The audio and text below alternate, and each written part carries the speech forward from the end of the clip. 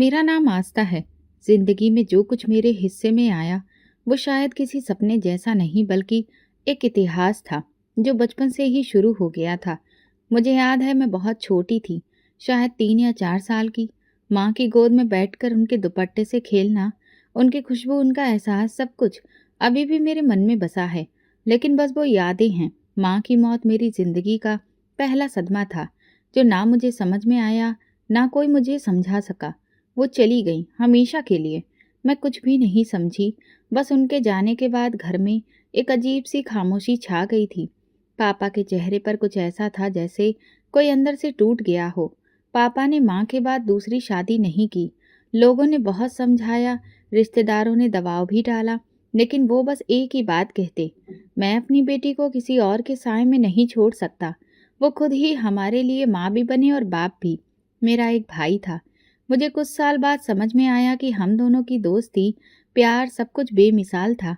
वो मेरा दोस्त भी था, मेरा रखवाला भी। हम एक दूसरे के बगैर खाना भी नहीं खाते थे। अगर मुझे कभी किसी चीज़ की ज़रूरत होती तो सबसे पहले मैं भाई को बताती और वो कुछ भी हो मेरे लिए लेकर आता था। हम यूं ही जुड़े हुए थे जैसे दिल और धड़कन। जिंदगी थोड़ी देर के लिए सुकून में थी, जैसे कोई हल्की हवा जो सिर्फ थोड़ी देर को चली हो। मगर जैसे जैसे वक्त गुजरा सब कुछ बदलता गया। भाई बड़ा हुआ तो उसे रूबी पसंद आ गई। रूबी हमारे मोहल्ले में रहती थी। खूबसूरत थी लेकिन बातों में कड़वाहट, चालाकियों में माहिर। मोहल्ले वाले अक्सर उसका जिक्र करते तो चुप हो जाते, जैसे कुछ छिपा रहे हों।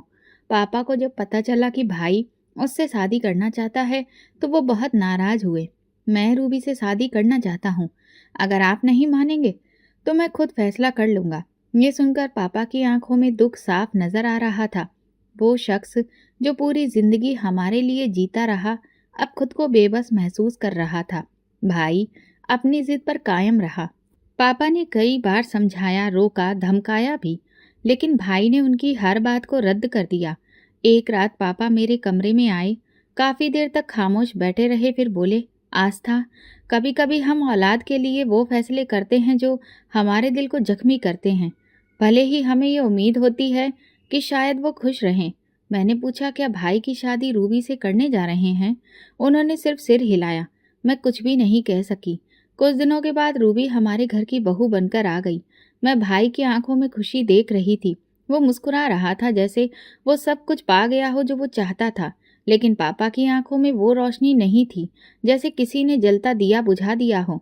रूबी के आने के बाद सब कुछ बदलने लगा। मगर ये दूसरी कहानी है। उस वक्त इतना जानती थी कि पापा ने अपनी तकलीफें छुपाकर भाई की खुशी के आगे सिर झुका लिया था, और हम सब ने एक ऐसा मोड़ ले लिया जहां से वापसी बहुत मुश्किल थी। रूबी की शादी को अभी 2 दिन ही गुजरे थे कि घर की हवा जैसे किसी और ही दुनिया के जैसी हो गई थी। दरवाजे पर वही कदम जिन्होंने कभी चुपचाप इस दहलीज को पार किया था, अब हर वक्त अपनी मौजूदगी का ऐलान करते थे। मैंने कभी सोचा भी नहीं था कि एक शख्स का आना, एक रिश्ता बनना इस तरह से सब कुछ बदल देगा। सुबह होते ही रूबी का पहला जुमला होता, आस्था, ये चाय किसने बनाई है? दूध तो लगता है जैसे पानी की तरह हो। मैं नरमी से कहती, भाभी मैंने बनाई है, अगर आप कहें तो मैं दूसरी बना दूं। वो आंखें मटकाकर बोलती, नहीं, अब तो आदत डालनी पड़ेगी इसी जायके की। पापा ने शुरुआत से ही कोशिश की कि रूबी को ये घर अपना महसूस हो। उसके लिए अलग कमरा, नई अलमारी, खिड़कियों के पर्दे तक बदल दिए गए। लेकिन रूबी जैसे किसी और ही दुनिया की सोच लेकर आई थी। वो हर चीज में कमियां निकालती। एक दिन पापा ने खाने के वक्त कहा, बेटा रूबी, तुम बताओ क्या पसंद है तुम्हें? आस्था वही पकाएगी।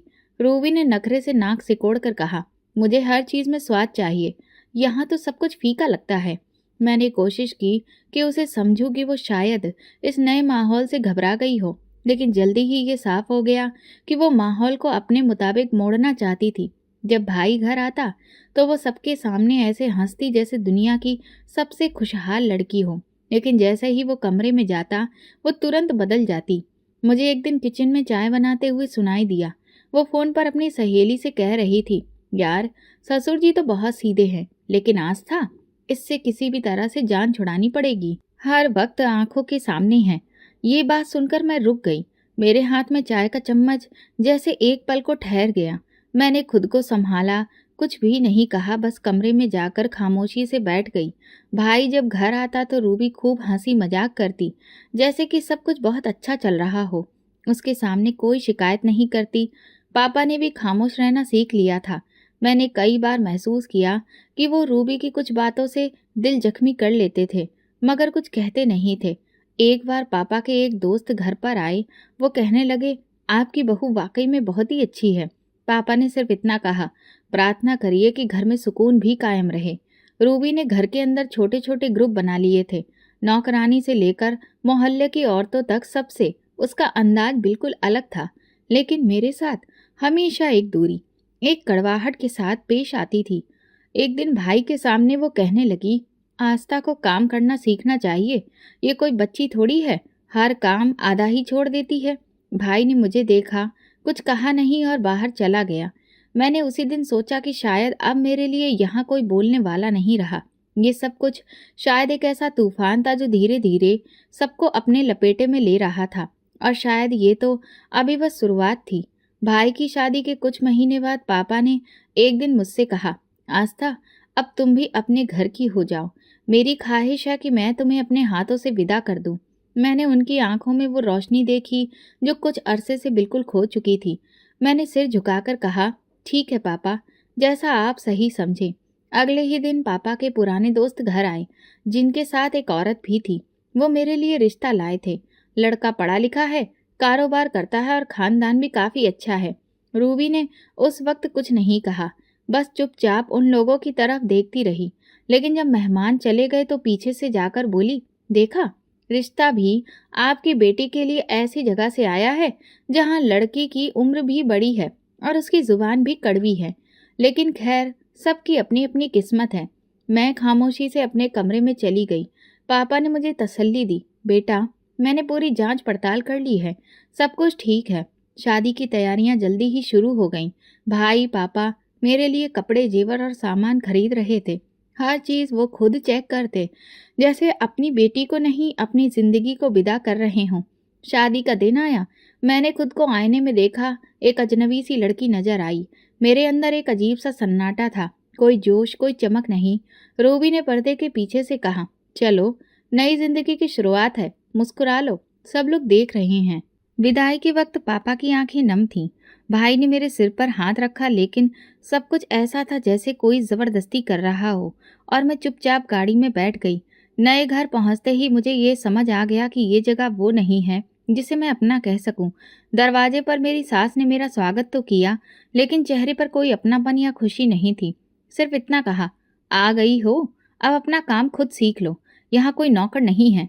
मैंने नजरें झुका ली। नंद ने बैग मेरे हाथ से लेते हुए कहा, ये क्या है?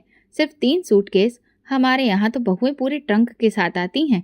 कमरा दिखाया गया जहाँ पति पहले से ही मौजूद नहीं था। रात को देर तक सबके लिए खाना, बर्तन सफाई में लगी रही। रूबी ने तो इतना सब कुछ घर में कभी किया ही नहीं किया था, और यहाँ सब कुछ बस मेरे हिस्से में ही था। रात को जब मैं कमरे में पहुंची तो वो इंसान सामने कुर्सी पर बैठा था जिससे मेरी शादी हुई थी। मैंने हल्की सी मुस्कान दी तो उसने बिना मेरी तरफ देखे कहा, देखो, मैं सीधी बात करता हूँ। ये शादी मेरे माँ बाप की ख्वाहिश थी, मेरी नहीं। तुम ये ना समझना कि मैं तुम्हें खुश रखने के लिए कुछ खास करने वाला हूँ। ये सुनकर मेरे पैरों तले से जमीन खिसक गई। मैंने धीरे से पूछा, तो फिर आपने शादी क्यों की? ताकि माँ बाप का मुंह बंद कर सकूं। उनका कहना था कि घर बसाना फर्ज है, इसीलिए कर ली। इससे ज्यादा मुझसे कोई उम्मीद मत रखना। उस रात मैं देर तक जागती रही, कमरे की दीवारों पर नजरें दौड़ाती रही। ऐसा लग रहा था जैसे मैं किसी कैद खाने में हूँ। अगले दिन सुबह सारे काम मेरी जिम्मेदारी पर लगा दिए गए। सास ने कहा, यहाँ कोई काम चोरी बर्दाश्त नहीं की जाएगी। जो भी हो, बहू हो या काम वाली, काम सबको करना होता है। नंद ने कपड़े मेरी तरफ उछालते हुए कहा, प्रेस कर दो, शाम को फंक्शन में जाना है। और हाँ, अपनी शक्ल भी ठीक कर लेना, ऐसे बुझे हुए चेहरे से घर मनहूस लगता है। किसी ने नहीं पूछा कि रात कैसी गुजरी, ना ये कि तबीयत कैसी है। सब बस आदेश देते थे। पति सुबह काम पर जाता, रात को देर से आता, और आता भी तो बस मोबाइल में बिजी रहता या फिर किसी दोस्त से बातों में मगन रहता। एक रात मैंने पूछा, खाने में क्या लाऊं? उसने कहा, जो तुम खाती हो वही खा लूंगा, फर्क क्या पड़ता है? मैंने हिम्मत करके पूछा, आप मुझसे खुश हैं? उसने हंसते हुए कहा, खुशी? मैं तो अब तक समझ ही नहीं पाया कि तुम हो कौन। मेरे लिए बस एक मजबूरी हो। ये जुमला मेरे अंदर कहीं गहराई तक बैठ गया। वो रोज मुझे ये याद दिलाता कि मैं उसकी पसंद नहीं हूँ, लेकिन मैं हर दिन ये सोचकर गुजार देती थी कि शायद कल कुछ बदल जाए, शायद उसका रवैया नरम हो जाए, शायद बातों में थोड़ा अपनापन आ जाए। लेकिन हर सुबह पहले से ज़्यादा खालीपन लाती और हर रात पहले से ज़्यादा थकी हुई होती। ना कोई बात करने वाला, ना कोई हाल पूछने वाला। मैं उसके लिए घर में सिर्फ एक जिम्मेदारी थी, एक साया जो बस गुजर रहा था। किस्मत ने पहली बार मेरे दरवाजे पर दस्तक दी थी, लेकिन इस बार वो मेहमान बनकर नहीं, फैसला सुनाकर आई थी। शादी के कुछ दिन बाद ही मुझे अंदाजा हो गया था कि ये रिश्ता किसी दीवार के जैसा है, जिसे मैं रोज अपने शब्दों से, अपने अमल से नरम रखने की कोशिश करती, लेकिन वो हर दिन और ज्यादा कठोर होती जाती। पति सुबह सवेरे उठकर खामोशी से तैयार हो जाता, कभी कभी नाश्ता करता और अक्सर बिना कुछ कहे ही निकल जाता। मैं रोज उसके कपड़े प्रेस करके रखती, जूते साफ करके दरवाजे के पास रखती, लेकिन वो बिना नजर डाले चला जाता। शाम को वापसी कभी 9 बजे, कभी 10 बजे, कभी उससे भी बाद में। पूछने पर कहता काम बढ़ गया है, शहर में आजकल भीड़ बहुत है। कई बार मैंने दरवाजे पर खड़े होकर इंतजार किया। आवाज सुनी तो तेज कदमों से किचन की तरफ जाती, चाय गरम गरम करती, लेकिन वो आते ही कमरे में बंद हो जाता। एक रात मैंने दरवाजा खटखटाया और धीरे से कहा, चाय ले आऊं? अंदर से आवाज आई, अब क्या फायदा, सोना है मुझे। एक दिन उसकी जेब से कागज गिरा। मैंने झुककर उठाया तो देखा एक कैफे की रसीद थी, 2 लोगों की। वक्त शाम 7 बजे। उसी दिन उसने कहा था, काम बहुत था, देर हो गई। मैंने कुछ नहीं कहा, बस वो रसीद छत की तरफ उड़ती हुई हवा के सुपुर्द कर दी। सास रोज एक नया ताना देती, शादी करके तुमने कौन सा नया तीर मार लिया, पति तो तुम्हें अपने मुंह भी नहीं लगाता। नंद रोज कपड़े, मोबाइल और दोस्तों में लगी रहती। मेरे लिए दिन सिर्फ काम, खामोशी और सवालों में गुजरते। एक रात मैंने पति का मोबाइल उठाया, चार्जिंग पर लगाना था। स्क्रीन पर किसी नेहा का मैसेज आया, कल का दिन बहुत अच्छा गुजरा, तुम जैसे इंसान बहुत ही कम मिलते हैं। मेरी उंगलियां बिल्कुल जम सी गई थीं। मोबाइल भी वहीं रख दिया और खुद किचन में चली गई। अगले दिन नाश्ते में पराठे बनाए, सब्जी गरम की और चुपचाप टेबल पर रख दी। वो आया, निवाला बनाया और कहा, इसमें नमक कम है। पहले माँ के हाथ का खाना कुछ और ही होता था। मैंने सिर्फ इतना कहा, आगे से ख्याल रखूंगी। कई दिन बाद उसे हल्का बुखार हुआ। मैं सारी रात उसके पास बैठी रही, ठंडी पट्टियां रखती रही। सुबह उसने आंख खोली, मुझे देखा, फिर दूसरी तरफ मुंह मोड़कर कहा, दवाई वक्त पर दे देना। एक पल को लगा कि शायद आज शुक्रिया सुनने को मिलेगा, लेकिन कुछ नहीं बदला। 2 महीने इसी तरह गुजर गए। दिन रात मौसम सब बदलते रहे, मगर वो रिश्ता वहीं का वहीं रहा। मैं जब भी कोई बात करने की कोशिश करती तो वो या तो फोन में बिजी होता या फिर थकावट का बहाना बनाकर सोने के लिए मुंह मोड़ लेता। कुछ महीने बाद मुझे तबीयत में अजीब सा बदलाव महसूस हुआ। डॉक्टर से चेकअप करवाया तो खबर मिली कि मैं माँ बनने वाली हूँ। जब उसे बताया तो उसने सिर्फ सिर हिलाया, न खुशी न हैरत, कुछ भी नहीं। बस इतना कहा, अच्छा है, माँ को खुशी होगी। सास ने जरूर खुशी जाहिर की, लेकिन साथ में ही बोली, ध्यान रखना कोई बहाना नहीं बन जाए काम ना करने का। प्रेगनेंसी के दौरान भी मेरा वही रूटीन जारी रहा। नाश्ता बनाना, खाना, सफाई, कपड़े, बर्तन, सब कुछ मेरी ही जिम्मेदारी रही। एक बार जहरीली बू से मेरी तबीयत बहुत खराब हो गई। मैं जमीन पर बैठ गई। नंद आई और बोली, अभी से नखरे शुरू हो गए, अजीब लोग हैं। मेरा दिल किया कि मैं चिल्लाकर किसी को बताऊं, लेकिन मेरे पास सुनने वाला कोई नहीं था। मैं सिर्फ खुद से कहती थी, चुप रहो, सब्र करो, शायद माँ बनने के बाद सब कुछ बदल जाए। फिर महीने गुजरते गए। मैं हर धड़कन के साथ भगवान से प्रार्थना करती रही कि ये बच्चा मेरे रिश्ते में कोई खुशी लेकर आए। फिर वो दिन आया जब मैंने एक बेटे को जन्म दिया। अस्पताल में सिर्फ एक सास थी, पति शहर में था व्यस्त। बेटे को देखकर मेरी आंखों में पहली बार रोशनी सी आई। उसकी छोटी सी उंगली मेरे हाथ को पकड़ते हुए जैसे कह रही थी, मैं हूँ, अब तुम अकेली नहीं हो। शाम को वो आया, बेटे को देखा और कहा, नाम सोच लिया है? मैंने कहा, आप बता दीजिए। वो बोला, अपूर्व, मेरे दोस्त का नाम है, वही रख लो। फिर वो मोबाइल पर कॉल करने लगा, जैसे अभी भी किसी और ही दुनिया में है। मैंने बेटे को सीने से लगा लिया। अब मैं किसी के लिए बोझ नहीं थी, मैं माँ थी और यही मेरा पहला और आखिरी सहारा था। बेटे की पैदाइश के बाद मैंने खुद को संभाल लिया था। अब मेरी जिंदगी का वो छोटा सा वजूद था जो हर वक्त मेरी गोद में रहता, मेरी आंखों में झांकता और शायद मुझे वो सब भूल जाने पर मजबूर करता जो मैं सह चुकी थी। शादी के 1 साल बाद पहली बार ऐसा लगा था कि शायद मैं भी किसी दिन खुशी से जी सकूं, लेकिन खुशी मेरे नसीब में ठहरने नहीं आई थी। एक दिन मैं कपड़े तय कर रही थी जब सास की बातों की आवाज आंगन में गूंजी। हाँ, शहर वाली लड़की बहुत खूबसूरत है, वहां जाकर तो बेटा बिल्कुल बदल गया है, यहाँ की तरफ आता ही कभी कभी है। मैं ठिठक गई। शहर वाली लड़की? सास ननद से बात कर रही थी। कम से कम वो लड़की काम की तो है, हर बात में जुबान नहीं चलाती, न हर वक्त बच्चों को गोद में लेकर घूमती है। मेरा दिल धक्क से रह गया। मैंने ननद से पूछा, किसके बारे में बात हो रही थी? उसने मुझे ऊपर से नीचे तक देखा और हंसते हुए कहा, पता नहीं, तुम्हारे पति की दूसरी पत्नी की। ये तो सबको पता है, तुम्हें अभी तक नहीं पता? मेरे हाथ से कपड़े फिसलकर जमीन पर गिर गए। उसी रात जब वो घर आया मैंने पूछा, क्या आपने कहीं और शादी कर ली है? उसने बिना किसी झिझक के कहा, हाँ की है। क्या तुम्हें किसी ने नहीं बताया? तो फिर तुमने मेरे साथ शादी क्यों की? तुम सिर्फ एक फर्ज थी जो मैंने निभाया। अब मैं अपनी मर्जी की जिंदगी जी रहा हूँ और तुम भी अपनी जियो। ये कहकर वो बैग उठाकर बाहर चला गया। इसके बाद वो हफ्तों तक वापस नहीं आया। मैंने सास से कहा, बच्चे की दूध दवा कपड़ों के लिए पैसे चाहिए, बेटा कुछ देकर नहीं गया। उन्होंने पलट कर कहा, हम क्यों दें, वो तुम्हारा बच्चा है, हमारा नहीं, खुद संभालो। मैं चुप हो गई, जैसे जुबान किसी ने काट ली हो।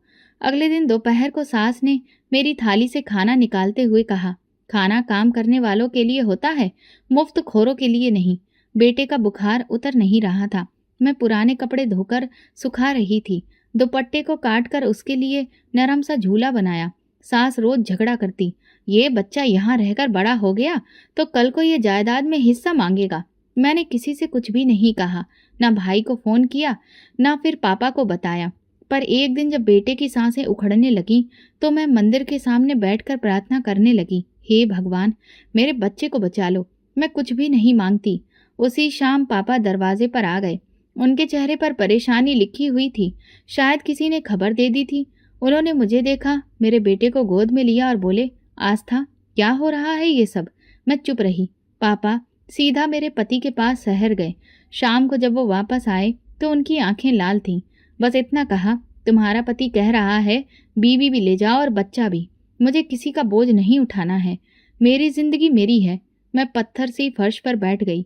पापा ने मेरे सिर पर हाथ रखा और कहा, बस बेटा, अब तुम वापस मेरे साथ चलोगी। अगले दिन जब मैं कपड़े समेट रही थी तो सास ने कहा, क्या मिला तुम्हें?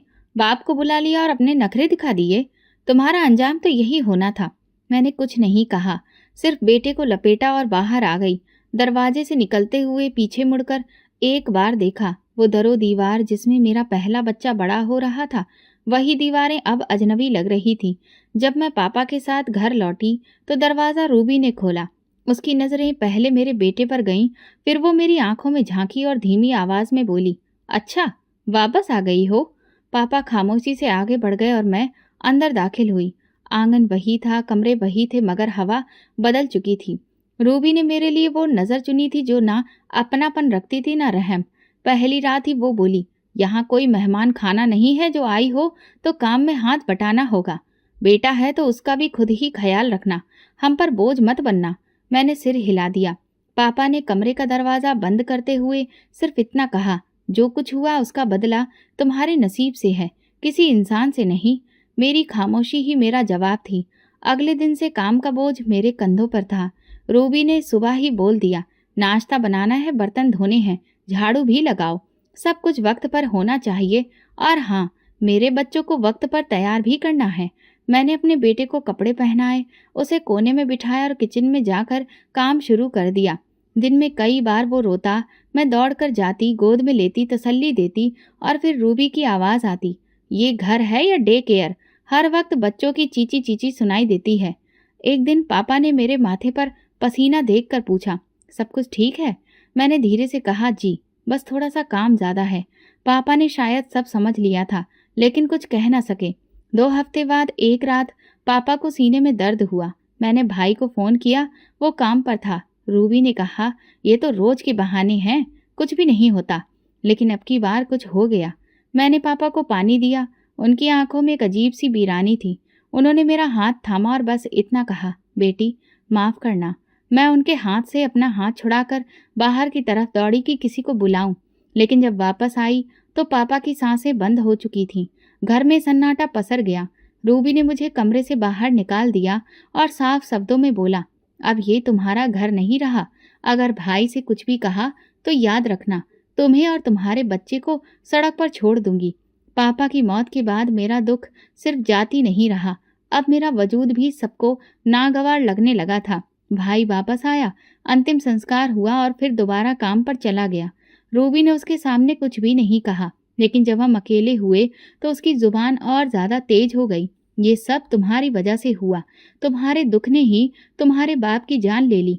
कभी कभी दिल करता था कि चीखूं, चिल्लाऊं, लेकिन जुबान पर ताला था, क्योंकि मेरे पास कोई ठिकाना नहीं था। अब घर में हर दिन जहर था। रूबी सुबह लड़ती, शाम को ताना मारती, बेटे के लिए खाने को मांगती तो बोलती, यहाँ भंडारा नहीं बट रहा, अपने पैसे लाओ फिर कुछ मिलेगा। मैंने कपड़े सिलकर पुराने दुपट्टे रफू करके बेटे के लिए छोटे छोटे रूमाल बनाए। जब सर्दी आई तो उसके शरीर पर गर्म कपड़े नहीं थे। मैंने भाई के बच्चों की पुरानी जैकेट से उसके लिए कमीज काट कर बनाई। एक दिन बेटा बुखार में तप रहा था। मैंने रूबी से कहा, भाई से दवाई के लिए कुछ कह दो। उसने नाक सिकोड़ कर कहा, भाई तुम्हारा है, जाकर खुद मांगो। जब भाई रात को आया मैं दरवाजे पर खड़ी रही, लेकिन रूबी ने उसे आंगन में ही रोक लिया। बातें करती रही, फिर हाथ पकड़कर कमरे में ले गई। मैं पीछे हटकर दरवाजा बंद कर लिया। बेटे की आंखों में आंसू थे और मेरे अंदर खालीपन, जिसमें बस खामोशी गूंज रही थी। सुबह का वक्त था, किचन से बर्तनों की आवाज आ रही थी। रूबी के बच्चे किचन के दरवाजे पर खड़े हंसी मजाक कर रहे थे और मेरा बेटा पीछे कोने में बैठा रोटी की खुशबू सूंघ रहा था। 2 दिन हो चुके थे जब से रूबी ने मेरे लिए बाकायदा खाने का बर्तन देना बंद कर दिया था। कभी कहती, हमारे लिए ही कम पड़ जाता है, तुम्हारे लिए कहाँ से दूं। कभी बोलती, काम के बदले रोटी मिलती है, अब तुम काम भी ठीक से नहीं करती। उस दिन नाश्ता बन रहा था। मैंने हिम्मत की, धीरे से रूबी के पास जाकर कहा, भाभी बच्चे को बुखार है, कुछ खा लेगा तो दवा असर करेगी, थोड़ा सा खाना दे दीजिए। रूबी ने चम्मच पतीले में मारते हुए कहा, मेरे बच्चे भी बुखार में रहे हैं, लेकिन कभी किसी से मांग कर नहीं खिलाया। खुद सोचो, जब तुम्हारा कुछ भी नहीं है तो फिर यहाँ क्यों बैठी हो। मैंने हाथ जोड़ दिए, सिर्फ थोड़ा सा खाना, मैं कल तक कुछ इंतजाम कर लूंगी। उसने धीरे से कहा, कल? वो दिन कब आएगा जब तुम्हें अपना जमीर याद आएगा। तुम तो यहाँ सिर्फ टिकने के लिए आई हो।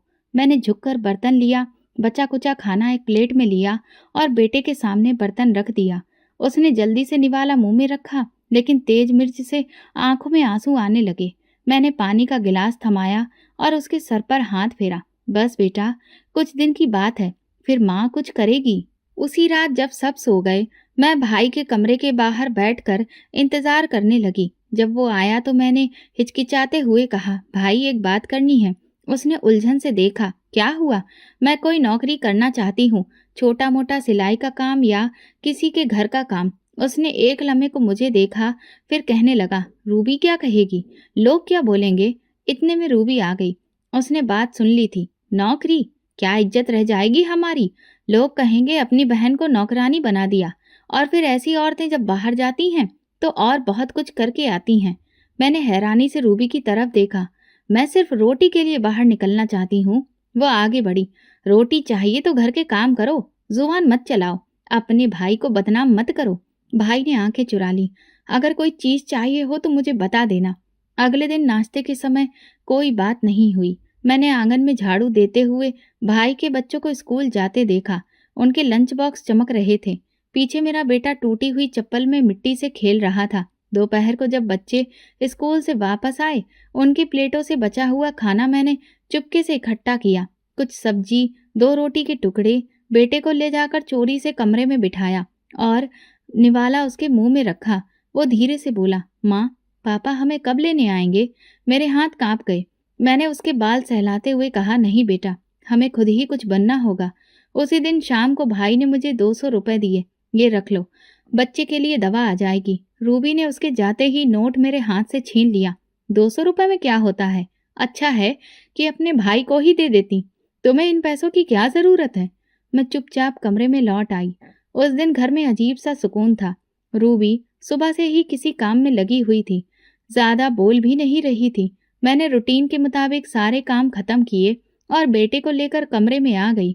कमरे की खिड़की से बाहर झांका तो भाई मोटरसाइकिल से उतरते हुए नजर आया। उसके हाथ में एक लिफाफा था। जैसे ही वो अंदर दाखिल हुआ, सीधा रूबी के पास गया। ये 2 लाख रुपए हैं। गाड़ी की किस्त देनी है कल। अभी तुम संभाल लो, सुबह मुझे दे देना। रूबी ने लिफाफा हाथ में लिया और जल्दी से अंदर चली गई। मैं कमरे के पास में ही खड़ी थी। भाई ने एक नज़र मेरी तरफ देखा और सिर हिलाकर अपने कमरे की तरफ बढ़ गया। मैंने कोई सवाल नहीं किया, कोई बात नहीं की, बस अपने कमरे में वापस आ गई। थोड़ी देर बाद रूबी ने मुझे बुलाकर चाबियां पकड़ाईं। मैं मायके जा रही हूँ, तुम घर का ख्याल रखना, और हाँ, ऊपर वाले कमरे में किसी को जाने मत देना। मैंने चाबियां ली और आंगन में झाड़ू लगाने लगी। बेटा साथ में ही बैठा मिट्टी से खेल रहा था। घर में कुछ वक्त के लिए सुकून सा महसूस हुआ। शाम के वक्त रूबी वापस लौटी और आते ही चिल्लाने लगी, मेरे पैसे, मेरे पैसे कहाँ गए? मैं हैरान होकर बाहर निकली। वो सीधा भाई के पास गई, जो अभी अभी घर आया था। 2 लाख रुपए जो सुबह तुमने मुझे दिए थे, लॉकर से गायब हैं। चाबियां किसको दी थी? भाई ने तुरंत मेरी तरफ देखा। आस्था, चाबियां तुम्हारे पास थी ना? कोई आया था घर में? मैंने तुरंत जवाब दिया, नहीं भाई, कोई नहीं आया, और मैंने ताला बिल्कुल वैसा ही छोड़ा जैसा रूबी भाभी ने बंद किया था। रूबी चीखने लगी, झूठ बोल रही है, यही चोर है। इसने चाबियां लेकर लॉकर खोला और पैसे निकाले। भाई ने कड़क लहजे में कहा, आस्था, ये इल्जाम बहुत बड़ा है। अगर तुमने कुछ नहीं किया तो पैसे कहाँ गए? मैं रोते हुए बोली, भाई, भगवान की कसम मैंने कुछ भी नहीं किया। मुझे तो ये भी नहीं पता कि लॉकर कहाँ पर रखा है। आपको मुझ पर भरोसा नहीं है? रूबी ने बढ़कर कहा, छोटे मोटे हाथ तो पहले भी साफ किए होंगे, अब बड़ी रकम देखकर दिल काबू में नहीं रहा। मैंने कहा, मेरा बेटा भी आपके ही घर में है, मैं ऐसा कैसे कर सकती हूँ? भाई एक पल के लिए चुप रहा, फिर बोला, मुझे तुम्हारे कमरे की तलाशी लेनी होगी। अगर तुमने कुछ नहीं किया है तो कोई दिक्कत नहीं होनी चाहिए। मैं सन्न रह गई। तलाशी? भाई, मेरे कमरे में क्या है? लेकिन ठीक है, जो देखना है देख लीजिए। वो मेरे साथ कमरे में आया। रूबी ने दरवाजा पूरी ताकत से खोला और तुरंत बिस्तर की चादरें उलट पलट करना शुरू कर दी। मेरी पुरानी शॉल, बेटे के कपड़े, सब चीजें एक एक करके बाहर निकाली गईं। फिर भाई ने बेटे का बिस्तर उठाया, जिसके नीचे पुरानी दरी बिछी थी। अचानक एक लिफाफा दिखाई दिया, वही लिफाफा जिस पर बैंक की मोहर बनी हुई थी। भाई ने वो लिफाफा उठाया, खोला, अंदर वही 2 लाख रुपए थे। रूबी चिल्ला उठी, ये देखा, यही चोर है, अपने बच्चे के बिस्तर में छुपा कर रखे थे। मेरे पैरों तले से जमीन खिसक गई। नहीं, नहीं भैया, ये मेरा नहीं है। ये पैसे यहाँ कैसे आए? ये किसी ने यहाँ रखे हैं। भाई की आंखों में गुस्सा भर आया। उसने मेरे बेटे को बाजू से पकड़ा और झटके से खींचा। और ये भी चोर है, माँ जैसी औलाद। मैं चीख पड़ी, नहीं भाई, मत मारो इसे, ये तो अभी सिर्फ 5 साल का है, उसे तो कुछ भी नहीं पता। मैं दौड़कर आगे बढ़ी, बेटे को अपनी बाहों में छुपा लिया। आप जो चाहें सजा दे दीजिए, लेकिन मेरे बेटे पर हाथ ना उठाइए। भाई ने मुझ पर उंगली उठाते हुए कहा, मुझे लगता था कि तुम मजलूम हो, लेकिन तुम अंदर से गंदी हो। रूबी ठीक कहती थी, तुम ही हो जो हमारे घर की इज्जत खा रही हो। रूबी ने आगे बढ़कर कहा, अब फैसला कर लीजिए, अगर ये रही तो फिर मैं नहीं रहूंगी। ये औरत अब यहाँ 1 मिनट भी मुझे बर्दाश्त नहीं। मैं खामोश हो गई, लेकिन मेरी आंखों में अब आंसू नहीं थे। मैं सिर्फ अपने बेटे को देख रही थी, जिसके मुलायम गाल लाल हो चुके थे और आंखों में डर बैठ चुका था। भाई ने मेरा बाजू पकड़ा, दरवाजे तक घसीटा और धक्का देकर बाहर निकाल दिया। निकल जाओ यहाँ से, हमने तुम्हें सहारा दिया और तुमने घर में ही हाथ साफ कर दिया। मैं दरवाजे पर गिरी, बेटा मेरे साथ था। बारिश शुरू हो चुकी थी। मैंने दुपट्टा अपने बच्चे पर डाला, खुद को उठाकर संभाला और मंदिर के दरवाजे की तरफ चल पड़ी। मुझे नहीं पता था कि कहाँ जाना है, लेकिन इतना जानती थी कि जहाँ झूठ सच से ज्यादा ताकतवर हो, वहाँ रहना जुर्म है। और आज मेरे हिस्से में सिर्फ एक शब्द आया था, चोर। बारिश की बूंदें मेरे चेहरे पर पड़ रही थी और मेरे बेटे का हाथ मेरी उंगली में सख्ती से बंधा हुआ था। मंदिर के दरवाजे पर बैठते हुए मैंने उसे अपने दुपट्टे में लपेटा। रात गहरी होती जा रही थी, लेकिन मेरे अंदर की बेचैनी हर घड़ी के साथ और ज्यादा जागती जा रही थी। कुछ देर बाद मैंने अपने बेटे के चेहरे पर हाथ फेरा। उसके गाल अभी तक लाल थे, वही गाल जिन पर मेरे भाई ने थप्पड़ मारा था। मुझे वो नज़ारा पल पल याद आ रहा था। उसकी आवाज़, रूबी का चीखना, वो गुस्से से कांपता हुआ लम्हा जब सब कुछ बिखर गया। यही परवरिश है तुम्हारी? माँ बेटा चोर, दोनों का किरदार एक जैसा। भाई का वो जुमला अभी भी मेरे कानों में गूंज रहा था। मैं उस लम्हे कुछ भी नहीं कह सकी थी, सिर्फ अपने बेटे को छुपाती रही जो हिचकियों के साथ रो रहा था। उसके बाद जो कुछ भी हुआ वो और भी तल्ख था। मैं भाई के कदमों में बैठकर प्रार्थना करने लगी, मुझे निकाल दो, जो कुछ भी करना है करो, लेकिन मेरे बेटे पर हाथ मत उठाओ। वो मासूम है, उसे नहीं पता कि पैसे कहाँ से आए। मैं खुद हैरान हूँ। रूबी तुरंत बोली, देखो तो कैसे ड्रामा कर रही हो। तुम्हारा 5 साल का बच्चा होकर भी इतना चालाक है कि पैसे बिस्तर के नीचे छुपा दिए। झूठ बोलना बंद करो आस्था, हम पागल नहीं हैं। मैंने भाई की तरफ देखा। एक बार मेरी बात सुन लो, मैं ये सब नहीं कर सकती। मैंने कभी हाथ नहीं फैलाया, कभी गलती नहीं की। आपको मुझ पर भरोसा नहीं? भाई ने दरवाजे की तरफ इशारा करते हुए कहा, बस करो आस्था, अब इस घर में तुम्हारी कोई जगह नहीं। ये फैसला आखिरी है। मैं चुपचाप अपना दुपट्टा ठीक किया, बेटे को बाजू से लगाया और आंगन से निकल आई। लेकिन दिल में एक आखिरी उम्मीद बाकी थी कि शायद भाई रोक ले, शायद वो कहे ठहरो। मगर दरवाजा पीछे से बंद हो चुका था। जब मैं मंदिर के बाहर बैठी थी तभी एक बुजुर्ग आए, जिन्होंने मुझे सवालिया नजरों से देखा। बेटी, यहाँ क्यों बैठी हो इस वक्त? मैं सर झुकाकर जवाब दिया, बस पनाह की तलाश में। उन्होंने कुछ लम्हे सोचा, फिर बोले, मेरे साथ चलो, रात तुम और तुम्हारा बच्चा मेरे घर में गुजार लो, भगवान सब ठीक करेगा। मैं शुक्रगुजार नजरों से उनकी तरफ देखने लगी। जैसा आप कहें बाबा जी। उनके साथ एक छोटे से घर में पहुंची। उन्होंने हल्की सी रोशनी जलाकर एक कंबल मेरे बेटे को दिया और मुझे एक कप चाय दी। लो, तुम्हारे कांपते हाथ कुछ देर के लिए ठहर जाएंगे। रात का वो वक्त जैसे जिंदगी की पहली सांस बन गया। मैंने भगवान से प्रार्थना करनी शुरू कर दी। दिल में बस यही था, लेकिन दिमाग में वो नज़ारा बार बार घूमता रहा। बेटे को मारते वक्त भाई की आंखों में कोई भी नरमी नहीं थी। मैंने देखा था वो पल जब उसने अपना हाथ उठाया और मेरे बेटे का चेहरा पीछे को लुढ़क गया। वो सिर्फ शारीरिक तकलीफ नहीं थी, वो मेरे मजबूर माँ होने पर वार था। इससे पहले रूबी ने जब भी कुछ कहा मैं चुपचाप रही। जब भी भाई ने नज़रअंदाज किया मैंने बर्दाश्त किया। लेकिन आज जब बेटे पर हाथ उठा, मेरी जुबान ने चीखना सीख लिया था, ये मेरा बच्चा है, आपको कोई अधिकार नहीं इसे मारने का। क्या यही इंसाफ है? रूबी ने पीछे से कहा, देखो अब यह हमें धमकियां दे रही है। मैंने कहा, सच को धमकी नहीं कहते। और शायद यही लम्हा था जिसने भाई का दिल और ज्यादा कठोर कर दिया। उसने वो दरवाजा हमेशा के लिए बंद कर दिया जिसे मैंने कभी अपना माना था। अब मैं किसी और जगह बैठी थी। बेटे की सांस थोड़ी ठीक हो चुकी थी। मैंने उसके माथे पर हाथ रखा और आसमान की तरफ देखा। मैंने कभी किसी का हक नहीं मारा, जो भी था अपनी कोशिश पर था। हे भगवान, अगर मैं सच्ची हूं तो मुझे कहीं न कहीं जगह जरूर देगा। बुजुर्ग ने दरवाजा बंद करते हुए कहा, बेटी रात आराम से गुजारो, सुबह भगवान कोई ना कोई रास्ता खोल देगा। मैंने सर हिलाया और दिल में बस यही सोचा था, जिस घर से मैं निकल गई शायद वही मेरा सबसे पहला इम्तिहान था। लेकिन जिस मासूम चेहरे को मेरी गोद में पनाह मिली, वही अब मेरा असली इम्तिहान था। और अब मैं किसी कीमत पर हार मानने वाली नहीं थी। रात गुजर चुकी थी, आसमान पर हल्का उजाला छाने लगा, लेकिन मेरे अंदर अंधेरा बाकी था। मैं मंदिर के दरवाजे के साथ बने छोटे से बरामदे में बेटे को लपेट कर बैठी थी। हवा में ठंडक बढ़ चुकी थी। बेटे ने करवट बदली, उसका जुखाम बह रहा था। मैंने अपने दुपट्टे के कोने को उसकी नाक पर रखा और धीरे से उसके माथे को चूम लिया। तभी दरवाज़ा खुला। वही बुजुर्ग जो रात को मुझे अपने साथ लाए थे बाहर आए। उनका चेहरा पानी की बूंदों से भीगा था। बेटी, नींद नहीं आई? मैंने धीरे से सिर हिलाया। थोड़ी देर के लिए आंख लग गई थी, पर दिल जगा हुआ था। बाबा जी ने बैठते हुए कहा, भगवान दिल वालों की आवाज़ सुनता है। तुम्हें तो बस एक बार सच्चे दिल से उन्हें पुकारना है। मैंने सवालिया अंदाज में देखा। पुकारूं? लेकिन कैसे? शब्द ही नहीं निकलते, सिर्फ अब आहें हैं। बाबा जी ने मुझसे कहा, राम का नाम जपती रहो, वो खुद ही सब कुछ ठीक करेगा। बेटे का चेहरा नल के पानी से धोया, कपड़ों को धूप में सुखाया और दोपहर को मंदिर में जो खाना मिला उसमें से आधी रोटी उसे खिला दी। वो कमजोर था, लेकिन हर निवाले के बाद मेरी तरफ देखता और मुस्कुराता। वही मुस्कुराहट मेरे लिए हिम्मत बन चुकी थी।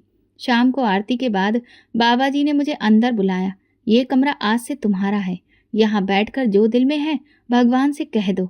मैंने कमरे की सफाई की, बेटे को गर्म चादर में लपेटकर उसे पास में लिटाया और रामायण उठा ली। पहली बार आंखों से आंसू गिरे।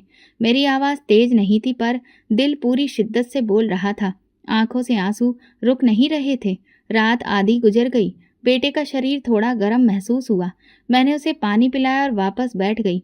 अब सिर्फ होंठ हिल रहे थे और दिल में एक उम्मीद थी। सुबह हुई तो दरवाजे पर शोर महसूस हुआ। बाबा जी जल्दी से बाहर निकले। मैं भी पर्दा हटाकर देखने लगी तो सामने भाई खड़ा था, बेहाल, आंखों में डर, चेहरे पर पसीना, हाथ कांप रहे थे। बाबा जी, मेरी बहन आस्था कहाँ है? बाबा जी ने इशारा किया। ये रही सामने। भाई दौड़कर मेरी तरफ आया, मेरे कदमों में बैठ गया।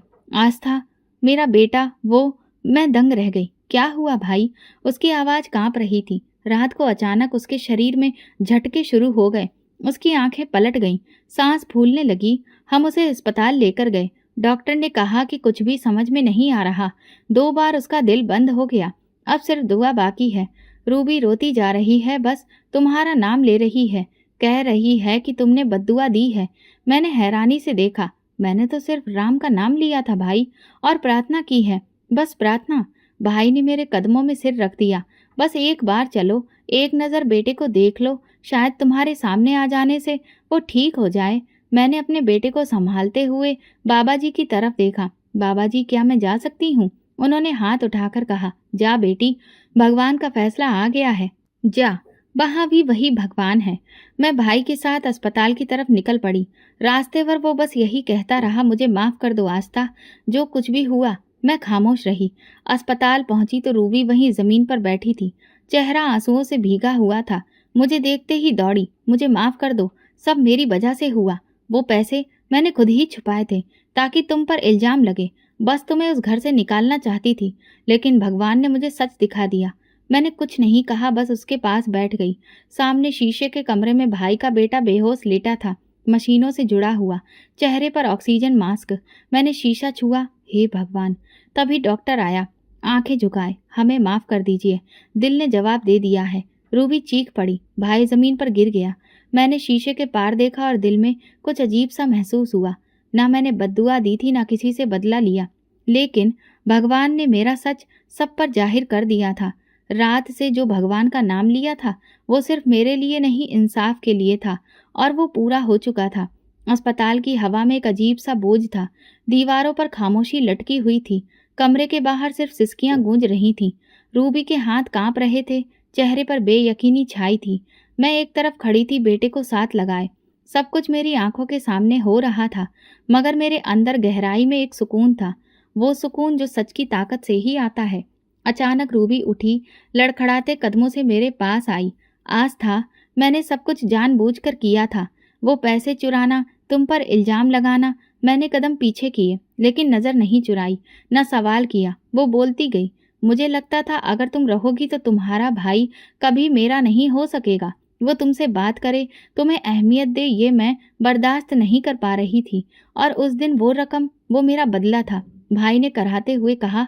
उसकी आंखें लाल थीं और आवाज भारी। तो तुम्हें सब पता था? रूबी ने सिर झुकाकर कहा, हाँ। और फिर जब बेटे की हालत बिगड़ी तो मैं टूट गई। शायद भगवान का इंसाफ था, शायद वो मुझे दिखाना चाहता था कि जिस पर मैंने उंगली उठाई वही सबसे सच्ची थी। मैंने अपने बेटे को सीने से लगाकर कहा, मैंने कभी बद्दुआ नहीं दी, ना किसी को हराने की ख्वाहिश रखी।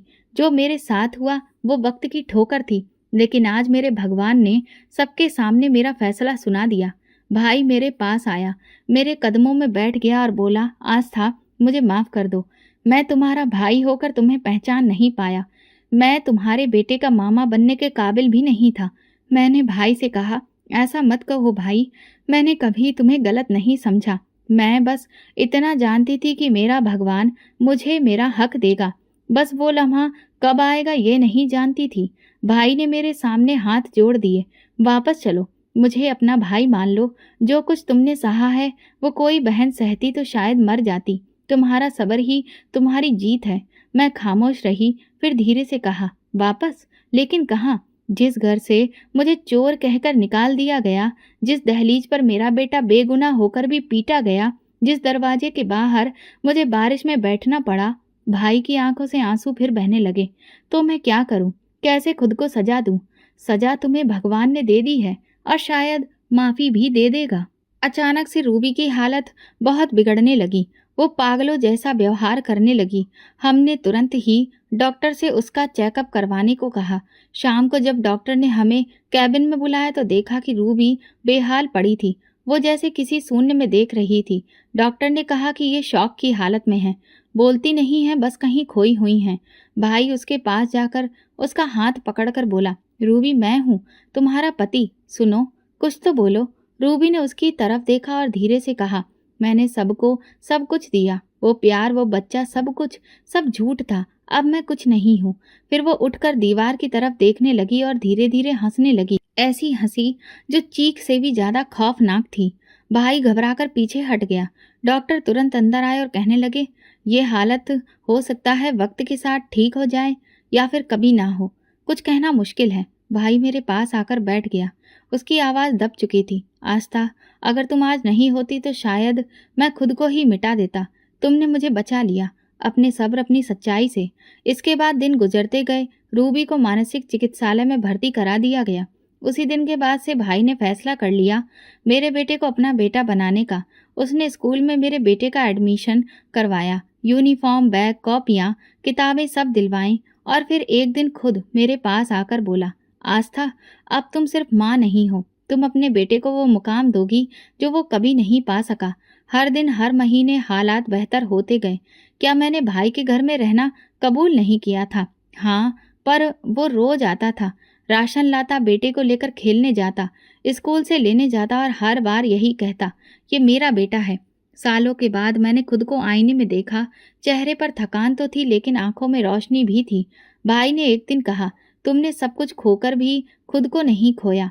तुम वही आस्था हो जिस पर हमें नाज था। अब ना तो रूबी की साजिशें बाकी थी, ना भाई का शक, ना कोई इल्जाम, ना कोई ताना। अब सिर्फ एक नई शुरुआत थी, एक जिंदगी जो मेरे सब्र से लिखी गई थी, एक सच जो मेरे भगवान की वजह से बुलंद हुआ, और एक बेटा जो मेरी हार नहीं, मेरी सबसे बड़ी जीत बन चुका था। एक दिन मैं मंदिर में प्रसाद चढ़ाने गई, तभी अचानक किसी के रोने की आवाज कानों में पड़ी। ये सचमुच किसी के रोने की ही आवाज थी। न जाने क्या हुआ कि मेरे कदम खुद ब खुद उसकी तरफ खिंचे चले गए। जब मैंने उसके कंधे पर हाथ रखा और उसने सिर उठाया तो मैं दंग रह गई, क्योंकि वो और कोई नहीं, मेरा पति था। उसकी हालत बिगड़ी हुई लग रही थी, सूखा चेहरा, लाल आंखें, बिखरे हुए बाल। मैंने उसे देखा ही था कि तुरंत अपने कदम पीछे किए और मुड़ने लगी, लेकिन उसने मुझे रोक लिया। मेरे साथ मेरा बेटा था। वो बोला, ये मेरा बेटा है ना? और अचानक उसे गले लगाने लगा। मैंने अपूर्व को पीछे खींच लिया और कहा, नहीं, ये तुम्हारा बेटा नहीं, ये सिर्फ मेरा बेटा है। वो हाथ जोड़कर माफी मांगने लगा। मुझे माफ कर दो आस्था, मैंने तुम्हारे साथ जो किया उसी की सजा आज मैं भुगत रहा हूँ। मैंने तुम्हारे साथ धोखा किया था और अब मैं खुद एक धोखे के साथ जी रहा हूँ। मैंने कहा, क्यों? तुम तो वही जिंदगी जी रहे थे ना जो तुम जीना चाहते थे, अब रोना किस बात का है? वो बोला, किसी की जिंदगी बर्बाद करके भला कौन चैन से जी पाया है? ये बात मुझे बहुत देर से समझ आई। मैंने तुम्हें छोड़कर जिस शहर की लड़की से शादी की वो बहुत बड़ी धोखेबाज निकली, एक नंबर की लालची। जब उसका मुझसे मन भर गया तो उसने अपने बॉस को फंसा लिया, लेकिन मुझे भी नहीं छोड़ा। धोखे से मेरी सारी प्रॉपर्टी अपने नाम पर करवा ली और मेरी माँ बहनों को फुल टाइम नौकरानी बना लिया। जब मैंने विरोध किया तो उसने धमकी दी कि मेरे खिलाफ बोलोगे तो झूठा महिला उत्पीड़न का केस लगाकर जेल भिजवा दूंगी। तुम्हारी माँ बहनों के पास तो इतना पैसा भी नहीं कि वकील कर सकें।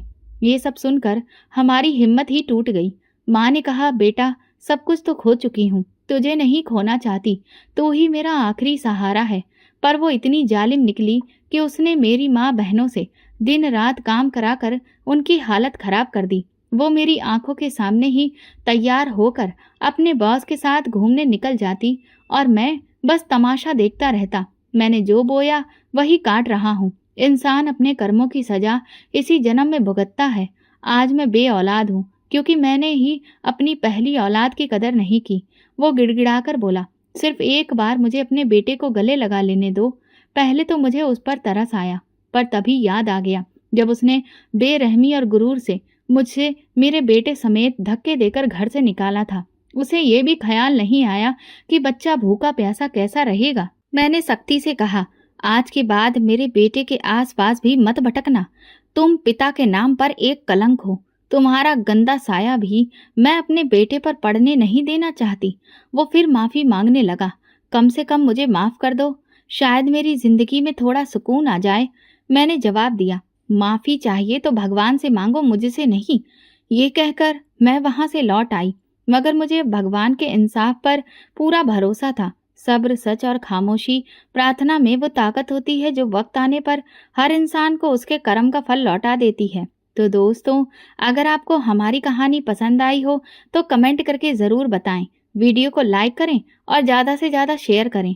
अगर आप चैनल पर नए हैं तो सब्सक्राइब जरूर करें और नोटिफिकेशन बेल दबाएं ताकि अगली अपडेट सबसे पहले आपको मिले। धन्यवाद।